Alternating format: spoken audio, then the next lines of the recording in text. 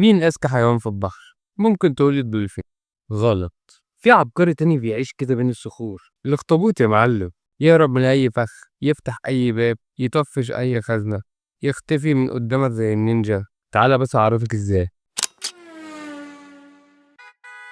البطاطس البطاطس. الأخطبوط عنده 9 عقول، 3 قلوب، دم أزرق، دراعاته بتتحرك وبتكرر لوحدها تقريبا، وده اللي بيخلي عنده تناسق ما بين أطرافه كلها. لو اتحبس في علبة يقدر يفتحها حتى لو كان محطوط في قفل.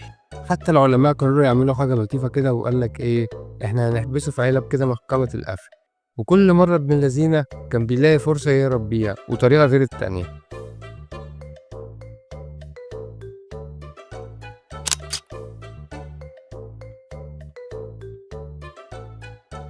خلايا جسمه مليانة صبغات خاصة بتخليه يغير لونه وشكله في أي لحظة. حتى الملمس بتاع جلده بيتغير عشان يشبه الرمل أو الملمس الصخري.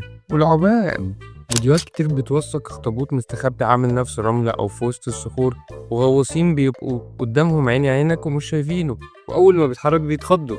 في نيوزيلندا كان عندهم اخطبوط كده اسمه إنكي. في ليلة من الليالي صحيوا الناس كده بيبصوا على إنكي ده، لقوا الحوض فاضي. طب الله، طب راح فين؟ ولقوا غطا الحوض كمان مفتوح فتحة كده صغيرة من فوق، وفي مية في كل مكان لحد فتحة في الصرف الصحي في الأرض. الفتحة دي كانت عبارة عن ماسورة طولها 50 متر بتوصل على طول دايرة البحر. يمكن عشان يهرب مش صدفة، بالعكس الأخطبوط كان ذكي جدا وبيعرف يخطط ويراقب ويحفظ معلومات لحد ما يعرف أنسب طريقة اللي هيهرب بيها.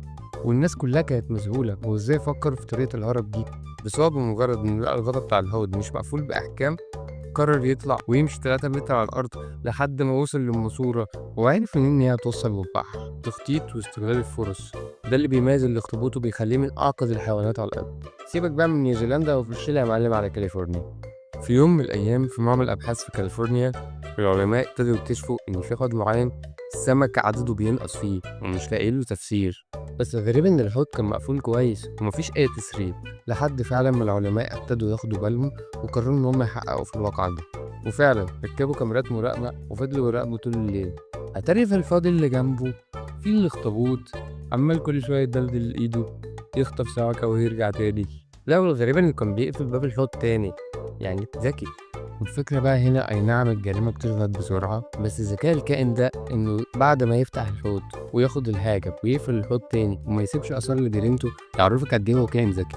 هنا بقى عايز أسألك سؤال صغير، لو الأخطبوط كان عايش على الأرض مش كائن بحري، تفتكر كان هو ممكن يبقى ملك الغابة بذكائه ده، ولا كان قشطة عادي زي البورصة يتضرب بالشبشب؟